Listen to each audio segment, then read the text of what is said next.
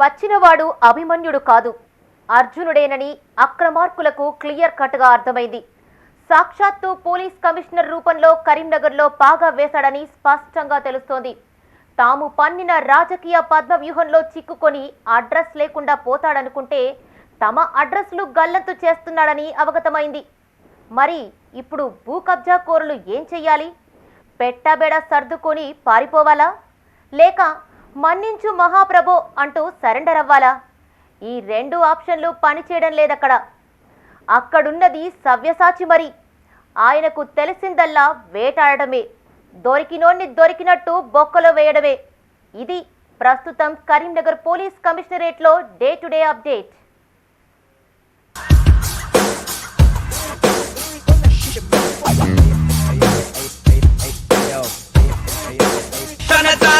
అడవికి హడలే చెడు చెరపగ తన గురి పెడితే మదమొదిలిన మందలు పరుగే. కరీంనగర్ జిల్లాలో భూ ఆక్రమణదారుల గుండెల్లో నిద్రపోతున్నారు సిపి అభిషేక్ మహంతి. ప్రస్తుతం ఉమ్మడి జిల్లాలో ఏ నోట విన్నా ఇదే మాట వినబడుతోంది.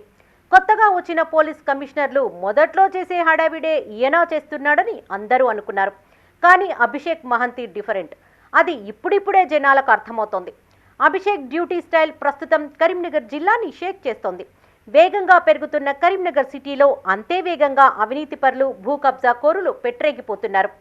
అవినీతి అధికారులు, స్థానిక ప్రజా ప్రతినిధుల అండదండలతో దొంగ డాక్యుమెంట్లని క్రియేట్ చేయడం ఈ ముఠా పని.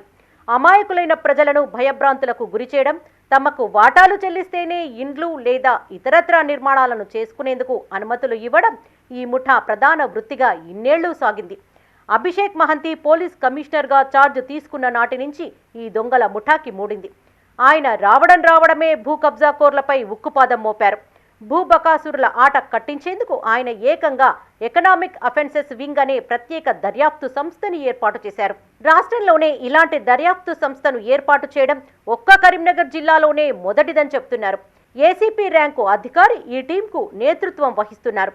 జిల్లాలో ఎక్కడైనా భూ కబ్జా కోరులు ఆక్రమణలకు పాల్పడితే బాధితులు ధైర్యంగా వచ్చి ఈఓడబ్ల్యూ టీంకి ఫిర్యాదు చేయవచ్చు.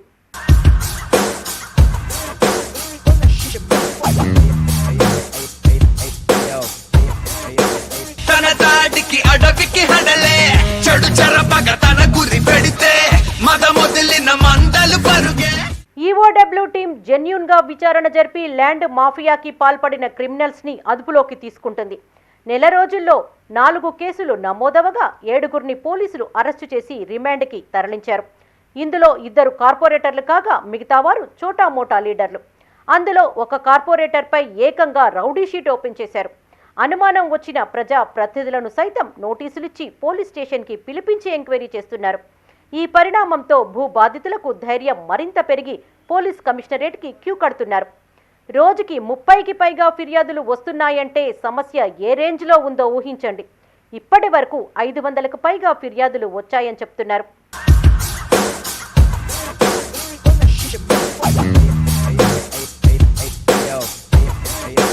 తన దాడికి అడవికి హడలే చెడు చెరపగ తన గురి పెడితే మదమొదిలిన మందలు పరుగే.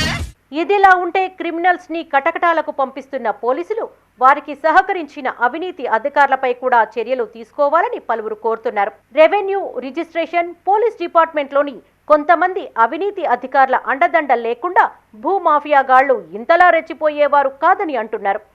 కబ్జాకోర్లపై కేసులు పెట్టి అవినీతి అధికారులపై ఇప్పటి వరకు చర్యలు తీసుకోకపోవడంతో వారంతా తప్పించుకునే అవకాశం లేకపోలేదు.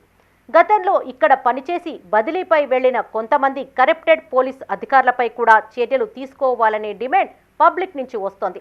వారి వల్లనే భూమాఫియాగాళ్లు విచ్చలవిడిగా రెచ్చిపోయారని అంటున్నారు. ఇక్కడ కరీంనగర్లోనే అంటే అధికారులు, రెవెన్యూ, పోలీస్ అధికారులు ఇక్కడనే ఎస్ఐగా పనిచేస్తాడు, ఇక్కడనే సిఐగా పనిచేస్తారు, ఇక్కడనే డిఎస్పీగా పనిచేస్తారు, ఏఎస్పీగా పనిచేస్తారు. ఒక దగ్గర పనిచేస్తే ఇంక అక్కడనే 20 సంవత్సరాలు తిష్ట వేయడం, ఆ తిష్ట వేయడం అనేటువంటిది అవినీతికి ఆ దారి చూపిస్తుంది. కాబట్టి ఇప్పటికైనా ఇప్పుడు నూతన ప్రభుత్వంలో కూడా ఆ రకంగా సేమ్ ప్లేస్లో కంటిన్యూ చేయడం కరెక్ట్ కాదనేటువంటిది ప్రభుత్వం కూడా చాలామందిని ట్రాన్స్ఫర్లు చేసింది.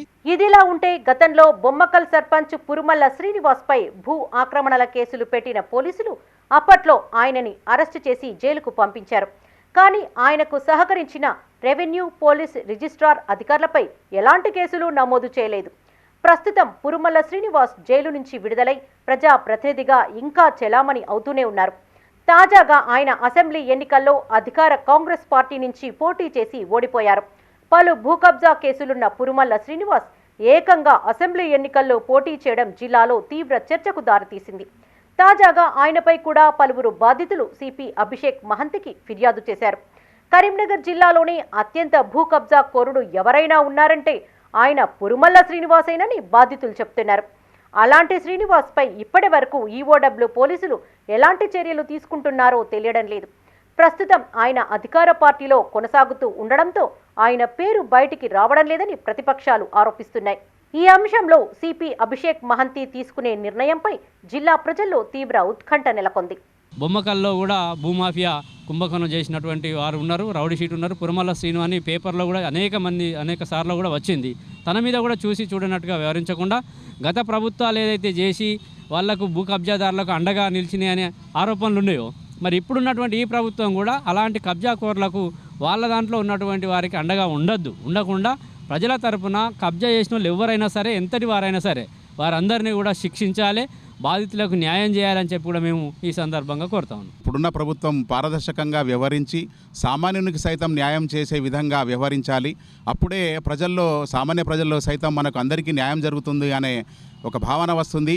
ఇప్పటి వరకు అయితే ఈ చర్య ఇలానే ఉంది. ఇక ముందు కూడా ప్రభుత్వం పారదర్శకంగా వ్యవహరించి ప్రతి సామాన్యునికి, అది ఎవరైనా సరే, అధికార పక్షం కానీ ప్రతిపక్షం కానీ అందరికీ కూడా న్యాయం జరిగేలా ప్రభుత్వం వ్యవహరించాలని నేను కోరుతున్నాను. మరోవైపు ఇబ్బడి ముబ్బడిగా కమిషనరేట్ తలుపులు తడుతున్న బాధితుల కేసుల విచారణ పోలీసులకు సవాలుగా మారింది. సందెట్లో సడేమియాలాగా గతంలో భూకబ్జా కోరులతో సెటిల్మెంట్ చేసుకున్న వ్యక్తులు కూడా బాధితుల రూపంలో కమిషనరేట్లో ఫిర్యాదు చేస్తున్నారట. వారెవరో గుర్తించి పాలు నీళ్లు వేరు చేయాల్సిన అవసరం పోలీసులకుంది. చూడాలి మరి సిపి గారు ఎలా రియాక్ట్ అవుతారో.